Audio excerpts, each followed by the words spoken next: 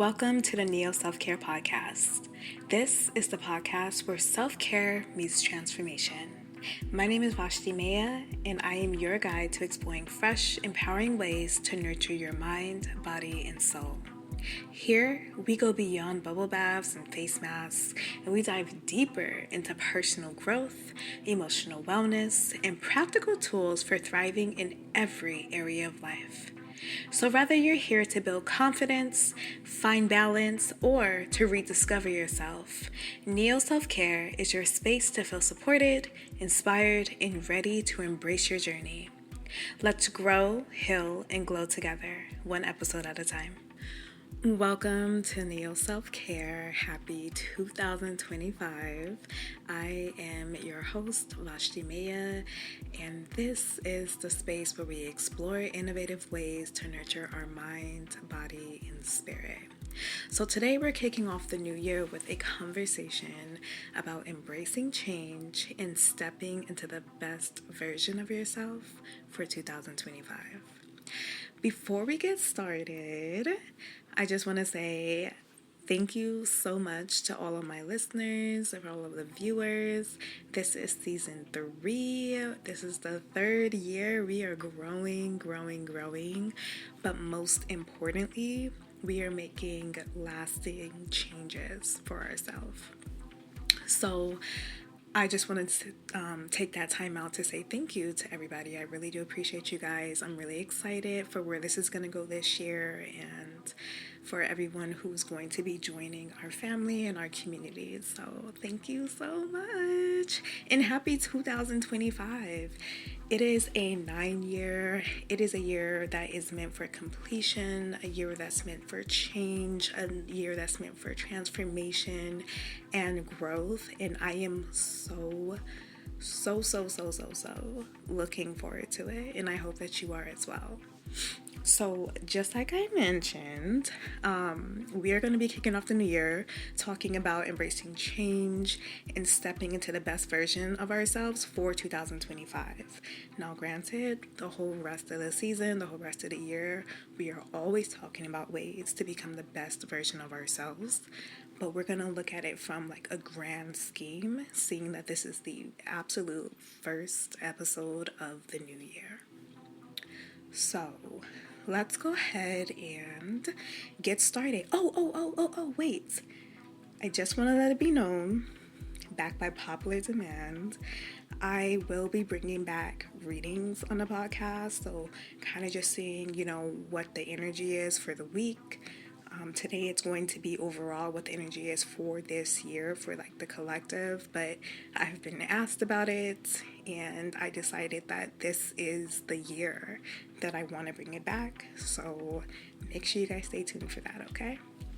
All right. So I just kind of want to share a little bit with you guys about my own personal transformation. If you are a familiar, a returner, then you know that I like to share my own personal stories with you guys to let you know that, I'm not above the next person. We all have certain things we go through. We all have certain, trials and tribulations, for lack of a better term, that we each go through. And so I like to share my own personal things with you guys just so you can have that moment to relate. Okay, so I'm going to talk about a time when change felt overwhelming to me, but ultimately it led to growth. Now, there was a time in 2024, if you've been listening to me for a while, then you're no stranger to this, but there was a moment where my husband and I separated. And for about a year, really less than a year, because things kind of worked out before a year. And so, we were able to get to a better and healthier place. But that was a major transition for me. That was something that felt overwhelming but felt necessary, and it was just a lot. And I just feel like that's something that you have to go through to truly understand it, especially when there's like kids involved and things of that nature. But ultimately it did lead to us obviously reconciling, really being able to look at things from a different approach, which ultimately ended up to us being stronger and better and healthier and really sure that we're not going anywhere.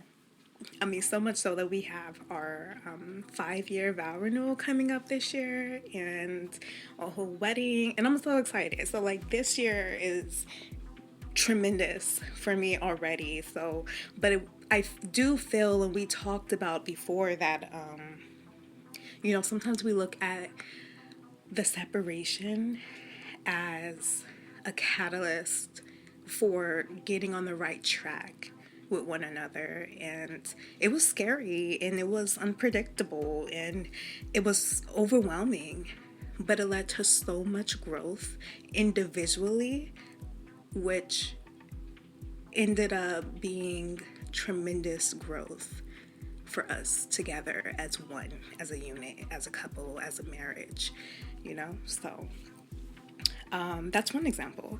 Another thing is really just, for me, I'm like so into numerology and stuff. And, last year, 2024, was like a 5-year for me. It was a personal 5-year for me, which brought about so much change and turbulence and shifts and transitions and things that I was not even expecting. There was like a major truth bomb that kind of came out of my family that I initiated, and that was overwhelming in itself, to really have that moment to speak your truth. It was a very truthful year for me. It was a year of the veil being removed and a lot of memories coming back from my subconscious and a lot of memories from childhood that I had blocked out. And so there was a lot of things that came out, and it was overwhelming to deal with the backlash of speaking my truth. But you can't please everybody, and you shouldn't try to. So, excuse me. So that was another thing that really was a big thing for me in 2024, but I have been able to grow from that. I have been able to really speak clearer and speak my truth more, which I'm so excited to see where it takes me this year. So I am just the theme of starting fresh is big for me. The theme of starting fresh is pretty much what, the new year is about. I know some people really don't acknowledge January as the new year because, spring is really in March. That's when things start coming back. That's really the new beginnings.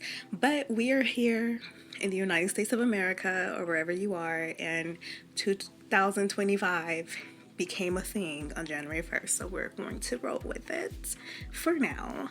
But yeah, so in this episode, we're going to talk about how to release fear of change, set aligned goals, and build habits that will help you stay connected to your higher self all year long. Now, obviously, I give you tips, I give you tricks, I give you everything that I got, but you know that no change really starts to form unless you take that and do what you do with it, right? I'm sure we all know that. So just remember, you can hear the lessons, you can hear the tips, you can hear the talks, but it is not until you make that active decision. It is not until you make that active choice to take what you heard, find what resonates with you, and implement it into your own life. All right?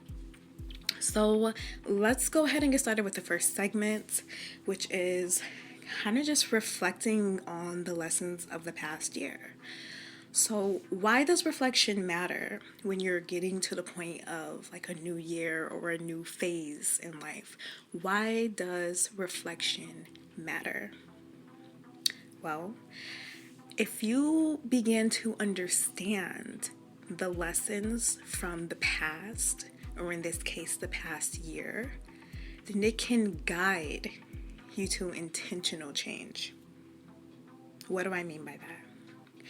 Pretty much, we can't evolve if we don't first acknowledge where we've been. Because how can you truly tell if you're changing? How can you truly tell if evolution is actually taking place versus you being where you have always been. So when you are reflecting, you're taking that time to consider the choices that you've made, the feelings that you felt, or the emotions that you felt, even the choices that you didn't make, which ultimately is still a choice, right? You're looking at that and you're identifying strengths and challenges and any other thing that you deem important. You're looking at that and you're looking at your habits and, all of that, and taking it into account to see if that's something that you can take with you or if that's something that should just stay behind. We can't evolve if we don't first acknowledge where we've been. So reflection. If you haven't done it already, I would implore you to get clear about the goals that you want to set. We'll talk about that a little bit down the line, but I really do implore you to reflect on your last 12 months. What were those things that, you said you were going to accomplish, and now we're in the next year and you never even touched them? Are those things that still matter to you? Or are those things that, you were just like, well, my views have changed? Reflection. What are some things that you said you were going to do that you didn't do and you really wanted to? And what do you notice about the way how your choices or your selection process was set up? Some people say go into a new year, right? Let's say you're in 2024, it's beginning of the new year, and you say, oh, this year is all about me. I'm going to get deeper in my spirituality. I'm going to get deeper in, eating right, eating well, making sure my body is healthy, feeding myself delicious, nutritious foods that's going to help me operate at my highest self. And then you make it to December 31st, and you probably gained weight. You probably never once touched a spiritual book. You probably said you were going to read this year and you never once did that. Really take into account, and not out of a place of, oh my gosh, I failed, right? Because we don't talk about failing. Without failing, we wouldn't know success. So we don't look at it from a harsh term, but from a sense of understanding, a sense of being gentle with yourself about it, right? And really look at the things that happened or didn't happen. And once you're able to line that stuff up, once you're able to do that, I feel like that it's easier to tell, okay, how did this not go as planned? What did I do that I don't need to do?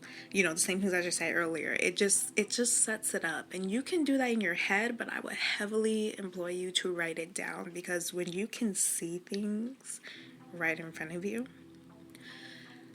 you get a better grasp of them. It's kind of just like journaling, right? If you have a million thoughts in your mind, but you put them down on paper, it starts to make sense. So reflect on your choices, reflect on what it looked like. And if you're just like, well, I can reflect, but I don't really know how, let me give you 3 questions, and then from there you could keep flowing to create your own questions to see what resonates with you. But first thing I would implore you to ask yourself is, what went well in 2024?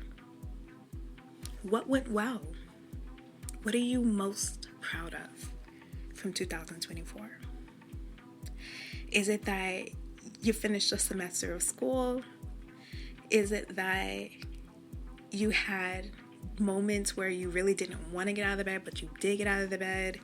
Is it that you landed a job you really wanted? Is it that you pushed yourself further than you thought you would? Is it that you were able to drink at least a gallon of water one day out of the year? What went well? What are you most proud of? Once you take the time to really think and consider about what went well this past year, and you write that down, Then I want you to go to the next. What challenges did you face? And what did you learn from them? So it's not just about writing, oh, I faced this challenge, this challenge, this challenge, that challenge, that challenge. No. It's about what did you face and what did you learn from that? See, we really push becoming gentle with yourself. We really push, treating yourself with grace, not harsh, gracefulness. So for me, what challenge did I face? On a personal note, I faced, oh my gosh, this was more towards like the end of the year, but I, again, spoke my truth, right? And to some, it may not be a challenge, but it was a big challenge. It was a big challenge because of how it made other people feel and how other people retaliated or reacted from the things that I had to say. What did I learn from that challenge? I learned that not everybody is meant to be in my circle. And sometimes we know certain things. We know this, right? Like I could say, oh yeah, I know everybody's not meant to be in your circle. You find your vibe, you find your tribe, and you live it out. But sometimes with life, you continue to, go through it, and sometimes things are forgotten. Sometimes because of who it is, you forget that it's okay if they're not there. And so what did I learn from my challenge? I learned that when I speak my truth, there may be some people who's against it, but that is not for me to take anything back. Just because I live in my truth doesn't mean that someone else is going to be okay with it, and I must be okay with them not being okay because it is my truth. So that's just an example, but think about your challenges and then respond to those challenges with what you learned from them. Number 3, what habits or relationships or beliefs no longer serve you? I love this question, and let me tell you why I love it, because not only are you identifying certain things that really stuck with you, like habits, they stick with you. Relationships, those are people who were right there with you. Beliefs, that's what helps you determine most things you go through. That's what helps you with your choosing process. So which habit, relationship, or belief no longer serve you? And I'll tell you what, one lesson that I learned in 2024 is how it's shaping my intention for 2025 is how can I word this? It's okay to not be liked. And I know that sounds kind of crazy, but I learned I had this belief that I had to be liked. And I don't mean by everybody, right? I don't need everybody like me, but there was a particular person, a parent, my mom, where I felt like I just needed her to like me. And I've shared with you guys plenty of times before, I grew up in foster care, and so I'm a psychology student, so I talk about the mind a lot, but I did not have the psychological foundation that most people have with their parents. There was none of that with me. So the first 7 years of my life was kind of just different house to different house to different house, to where it can be looked at different ways. Number one, I don't really crave to have a parental relationship with anyone because I never had one in my foundation years. And I could see how that could be a bit on the left side and the right side, but because of the way how that was set up for me in the beginning of life is how easy it was for me to cut ties, So I learned that I don't have to be liked. I don't have to be liked, and that was a big thing for me because personally, the relationship with, I'll say my mother, I'll say my mother, because I've never really had a relationship with my father. I don't really know him like that. He wasn't present for, one sec. He wasn't present for most of my life. But with my mom, like, that's a different story from a different day. But, I had to really understand and believe that, sometimes we have people in our life who it's just who they are, and we don't have to deal with certain things. And, my mom, I will always love her because she gave me life. She brought me here. But I have to be real with understanding that she was a narcissistic parent. And I knew that, but kind of felt like, oh, I can't like cut ties with my mom. But it became like so stressful and overburdened until it was very like God, the universe, whatever, really just like showed me like, look, your time is up here. And I'm not going to get into it too much on this episode, but that was a major thing for me to get over in 2024. And it is helping me shape my intention for 2025 because of the freedom that it's brought me.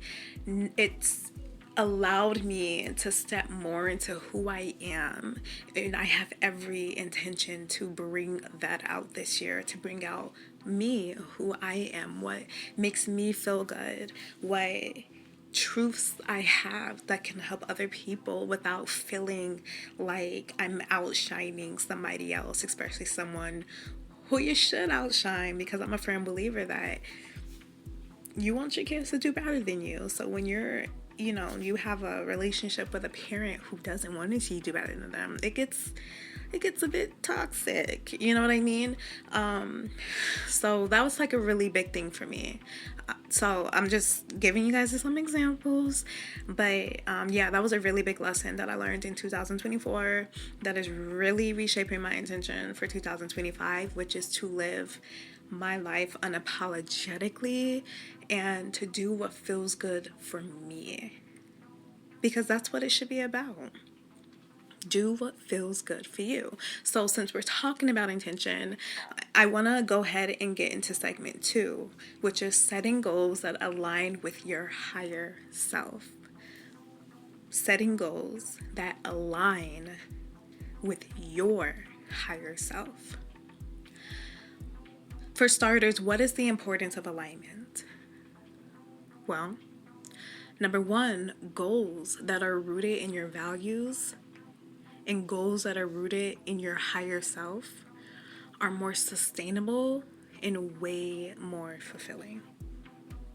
So, for example, instead of setting surface level goals like lose weight, be happy, focus on something like feel strong and energized in my body, feel fulfilled even when I'm not doing much, right?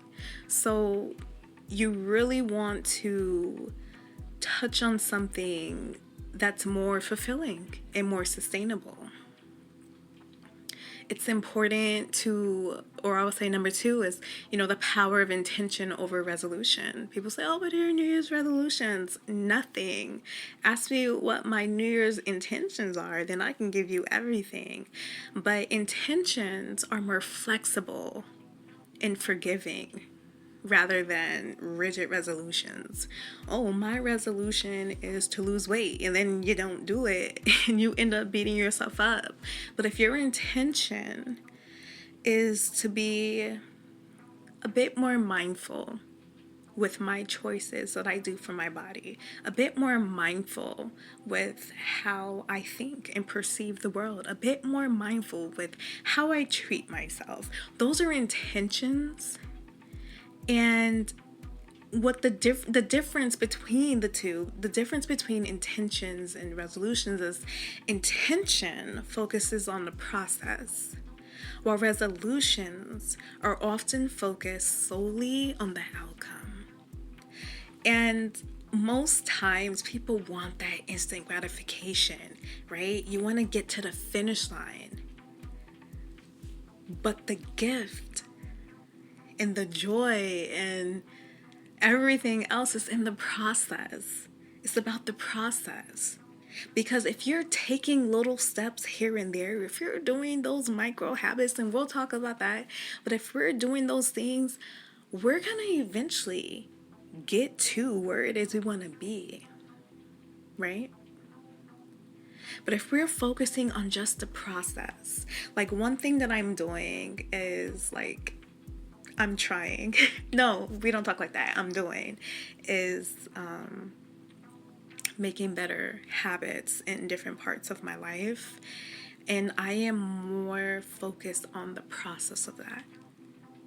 Because I know eventually it will come, so I don't even have to worry about that. That's not even gonna have my intention, a destination, because that's already done. That's already taken care of. It's the process, it's the journey, it's the things in between that are in my control, right? Because you can sit down for 365 days and do absolutely nothing, and you're going to be exactly where you started, sitting down. But if you get up and you say, you know what, I'm gonna sit down 300 days, but for 65 days I'm gonna walk around, you're gonna be in a slightly better position than when you start. And so when you start thinking from a place of intention rather than resolution, it becomes more enjoyable. You're not as harsh on yourself. You're gentle with yourself. You give yourself grace because it's all in the intention. It's all in the process, not focusing on the outcome. So how can you get there? Using SMART goals. And let me tell you something. I'm a person who hates SMART goals. I don't know why I did, but I really did hate it. I hated it. I was like, I don't care to do this. I have a goal. There it is. It's whatever. But as I became wiser, I started to realize that when you set SMART goals, you're giving yourself a chance, a real chance. So what are SMART goals? Specific, measurable, achievable, relevant, and time-bound. Using SMART goals, I encourage you to choose 1 to 3 goals for the year that truly, truly, truly excite and align with your higher purpose. Now, if you want to write down more, that's totally up to you. But I say set 3, set 1. Because once you reach that 1, you have the rest of the year to set another one. Or maybe that one is just so big and important to you that by achieving that 1, it's enough. And you get to really celebrate yourself and see that you could do it, that you can really do anything you put your mind to. So again, I encourage you to choose 1 to 3 goals for the year. And they have to truly, truly, truly excite and align with your higher purpose. They have to. Because if not, what's the point? What's the point of having a goal that you don't really feel connected to? It'll be easier to just be like, I'm good on it. But when it's a goal that you're like, oh my gosh, this is exciting. Can you imagine what this is going to make me? Can you imagine where this will take me? Can you imagine of like who I will become? Even if that is just a person who's disciplined and a person who's inspired and motivated and creative, regardless, it's your goal. And you don't have to tell anybody it. It's your goal. It's your little secret. But make sure it's one that truly excites you. Make sure it's one that truly aligns with your higher purpose. So with this one, I will encourage you to, for those who like to write, journal prompt, or just think about Who do I want to become in 2025? Who do I want to become in 2025? And once you figure that out, I want you to ask yourself, what habits, thoughts, or actions will help me to embody that person? So let's put it together and then we'll talk about it a little bit. Who do I want to become in 2025? And what habits, thoughts, or actions will help me embody that person? You see, I say a lot that if you fail to plan, then you plan to fail. And I am a strong believer of that. Because if you don't know who you want to become, if you don't know what it is that you want, how would you ever know if you reached it? How would you ever know if you're going the right way? And sometimes, you have to have these conversations with yourself and take accountability for your lack of progress and your lack of forward direction. Now, that's not to say that taking a couple of steps back is the worst, because sometimes you have to remove yourself from a situation to get a better grip on it, to get a better sense of, I need to go this way. So I'm not saying that as if it's a bad thing. But I am saying that in life, you shall always be moving forward. And that forward motion may look different from somebody else. Someone's forward may be moving to the left, while somebody else's forward may be moving to the right. Somebody else's forward may be moving up, maybe moving, diagonal. So we're not going to always have the same, but there shall always be a constant motion. There shall always be somewhere that you're trying to get, even if it's just peace, even if it's just joy. Who do I want to become in 2025? Maybe your thing is, I want to be a better parent. Maybe you're like, I want to be a better parent, or, well, let's start there and then I'll give another example. Okay, so you want to be a better parent in 2025. What habits will help you embody being a better parent? Is it giving your child an extra 5 minutes of your time? Is it, or uninterrupted time? Is it, making sure that you are planning out meals? Is it making sure that, sometimes you speak in a calmer voice than you typically would? What does it look like? What habits? What thoughts will help you embody being a better parent? Is it changing your point of view? Is it considering the perspective of your child?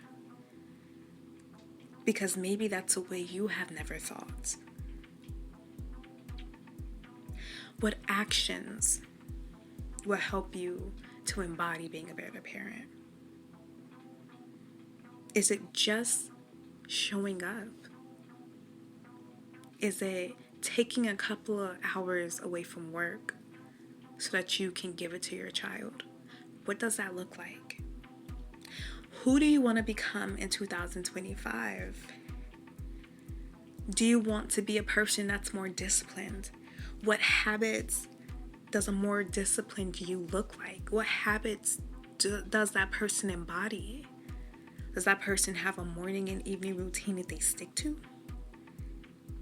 What type of thoughts?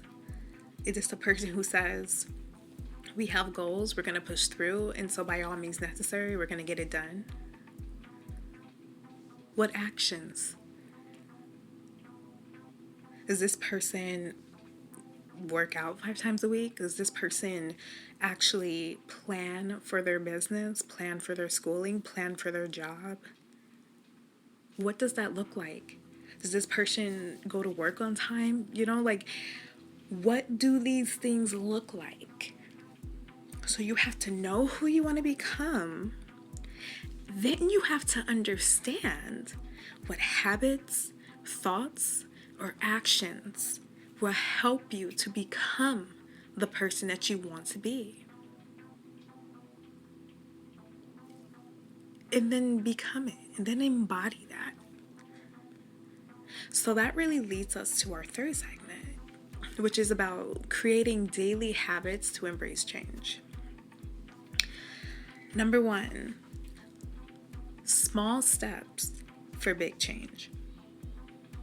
Small, consistent actions are more effective than massive overhauls. I'm going to say that again for the people in the back. Small, consistent actions are more effective than massive overhauls. What do I mean by that? If you want to meditate daily, start with just 2 minutes a day instead of trying to jump into 30-minute sessions. If you want to start running, start with running in intervals instead of just saying, I'm gonna run the whole time.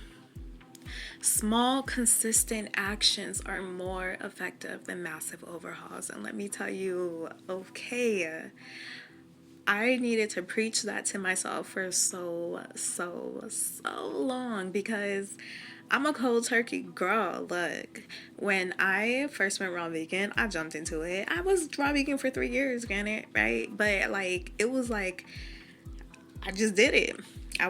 Woke up the next day, I was like, okay, I'm raw vegan. And I stayed that way for 3 years. And so, not to say that it may not be effective, but I will say that I'm not now, right? And I could give all the reasons in the world, but I'm not now.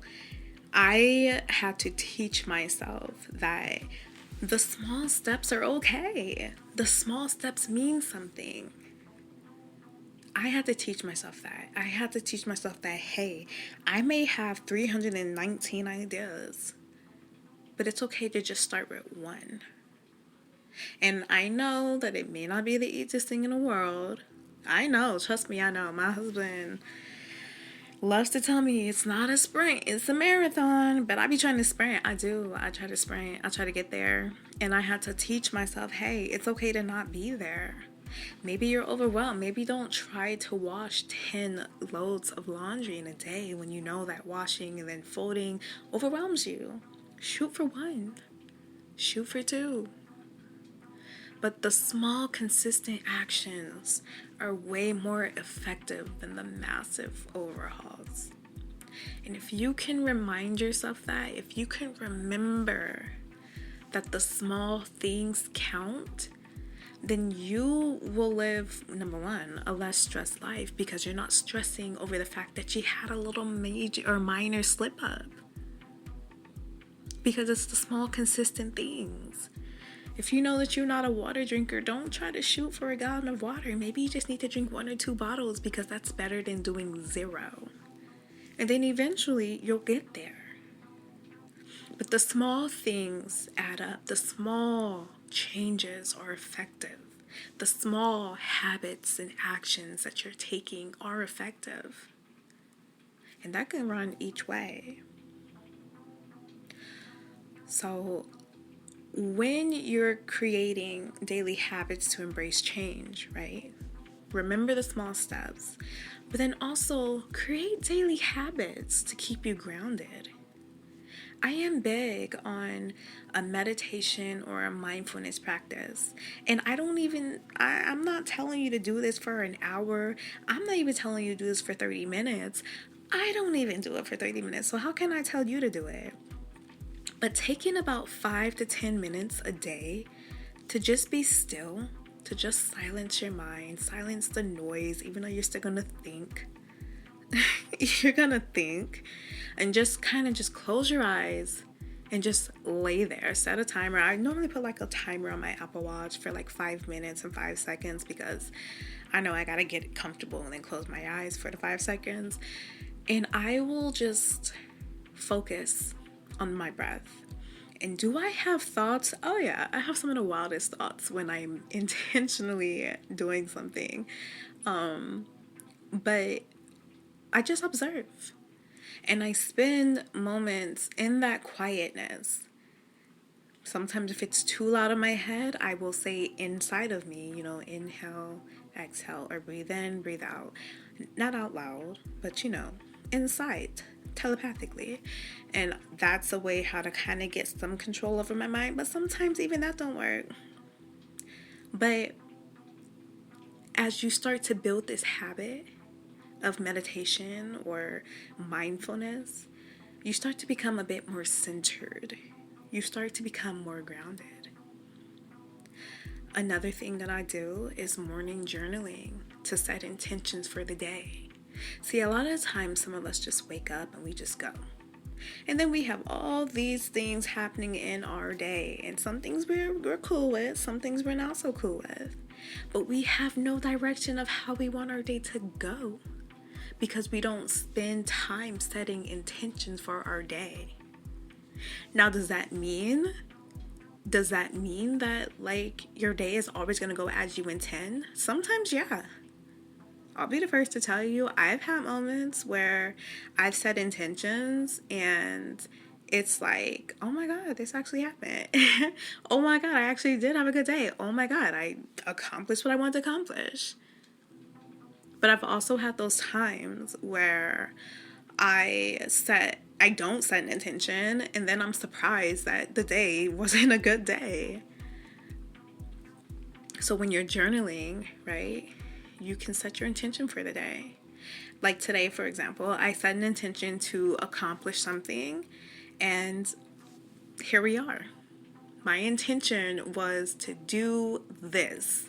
And then I did it and it felt so good that in the middle of the day, I set an intention to do something else and to have something else come up. And it did.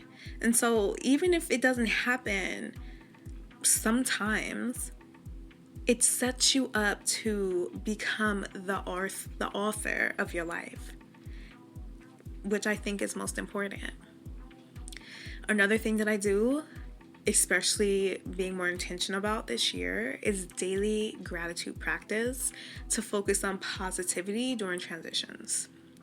And I feel that this is absolutely important because when you are focused on the things that you are grateful for, we all know it puts you in this peaceful, steady mindset versus looking at all the wrong, right? Energy flows where attention goes. And so if you were constantly thinking about the negative, what you don't want to happen, your whole energy is going to flow towards where you have that attention. But when you start to, pull out little things you're grateful for, and I'm not saying write like 20 pages a day of what you're grateful for, finding like 3 things to be grateful, and one of them may be the same thing every day. It may be your life. It may be your eyes. It may be your family. It may be your job. It may be your home. Whatever it is, when your attention is flowing in that direction, the energy surrounding you, the energy out there is going to continue to flow because that's where your attention is. And energy will consistently flow wherever your attention goes. Okay? So, how do you integrate new habits into existing routines? Maybe you already have your own thing going on, right? Something you can do is habit stacking. Another thing you do is setting reminders. But the biggest thing that I'd say you would do or should do or could do is give yourself grace during slip-ups. You may not always follow, you may not always be on that routine, you may not always be on that schedule. Things happen, life happens. You got to give yourself grace. You got to be like, ooh, that was a little off, but you know what? That's okay. I know for next time how to, combat that. But when you just, if something happens and it's not ideal and you're like, oh my God, this is the end of the world. I was not expecting this. I'm so blank, blank, blank, blank, blank. Oh, no, no, no, no, no. Now look where your attention is and look at the energy that's coming there. You must give yourself grace during slip-ups because you're taking on a new habit. You're building something different. You're breaking out of a cycle. You're breaking out of a loop. And you're going in a different direction. You're flowing into a different direction. You're introducing something new. And it's just like when you learn a new thing. You may not remember it the first time. But the more that you continue to practice, the more you put into it, the more willpower and intention, the easier it becomes until it becomes a habit.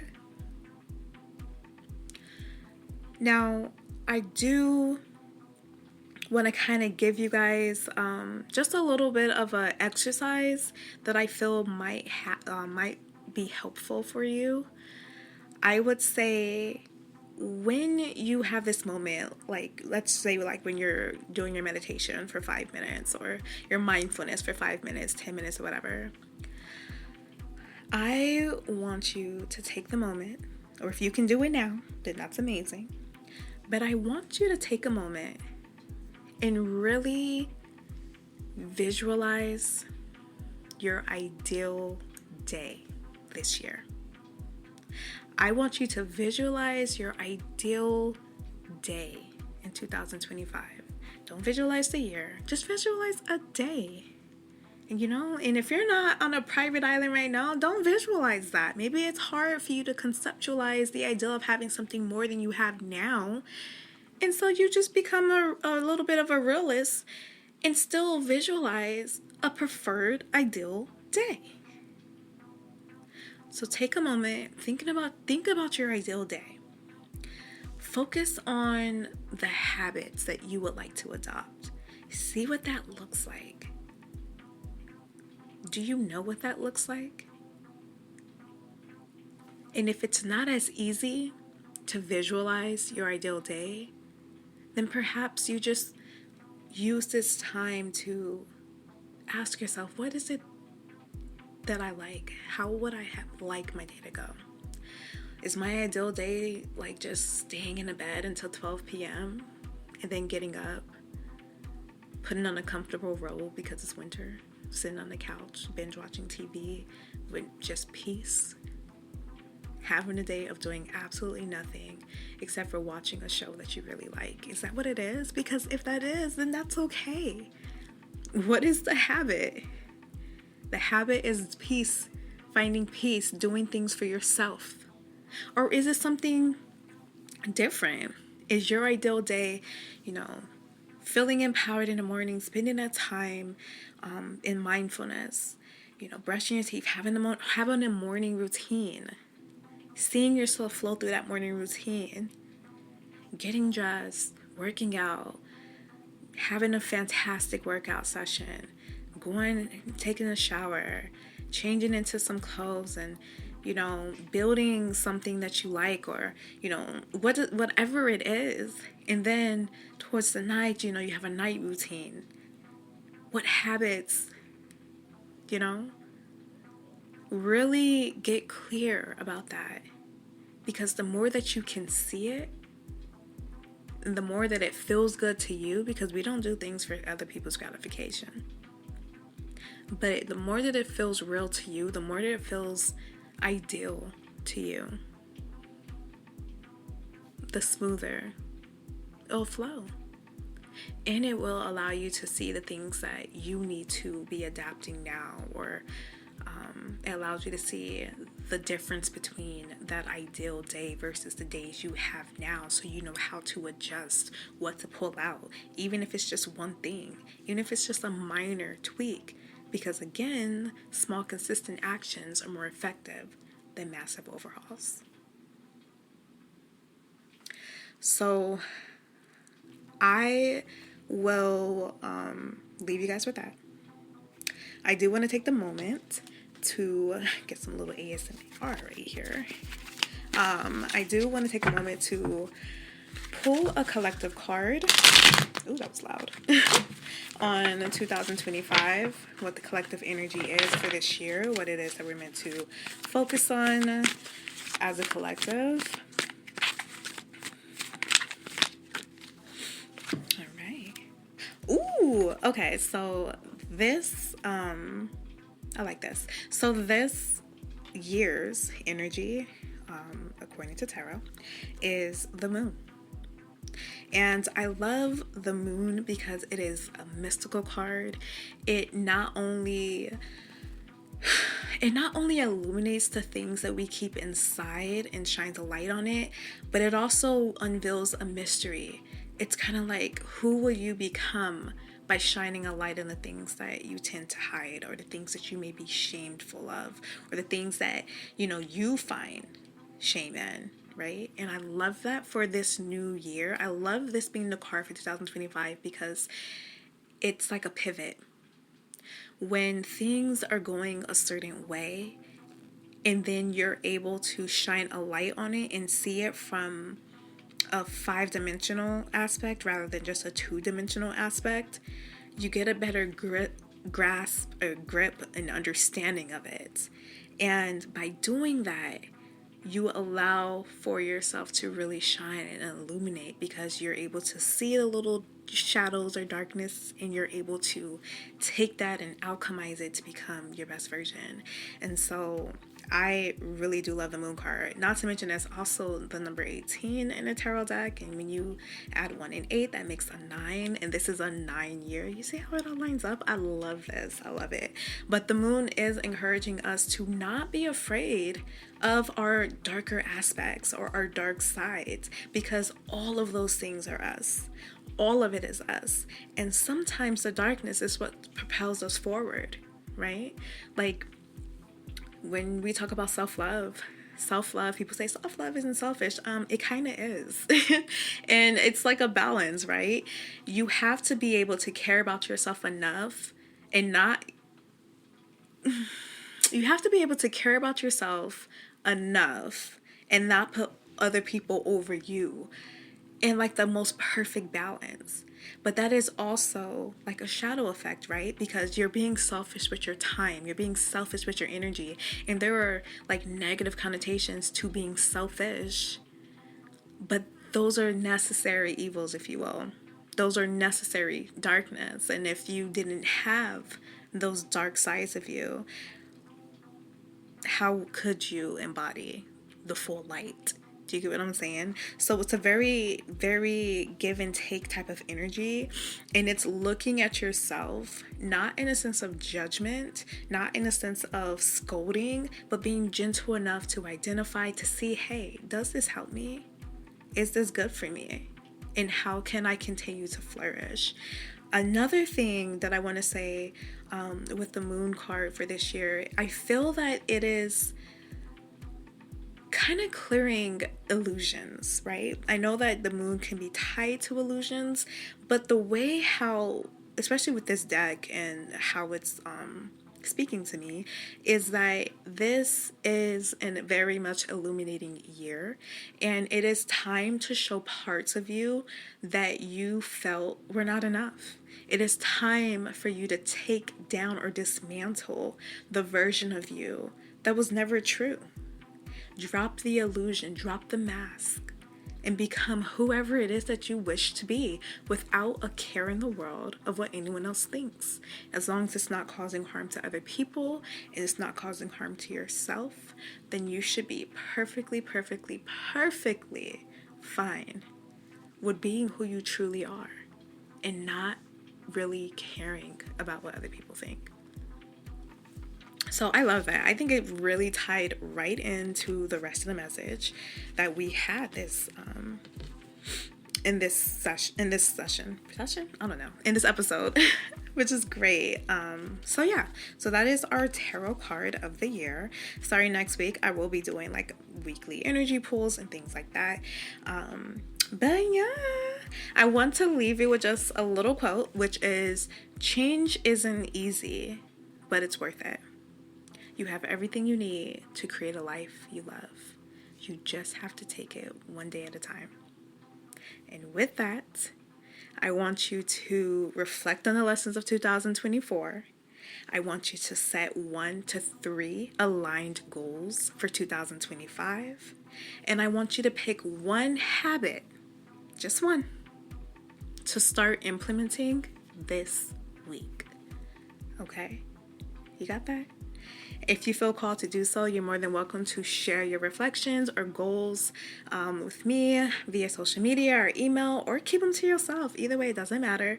But let's hold each other accountable for making 2025 our most transformative year yet. Next week, we're going to be talking about overcoming the fear of the unknown and how to step into new opportunities with confidence. Thank you guys so much for rocking with me and listening to today's episode.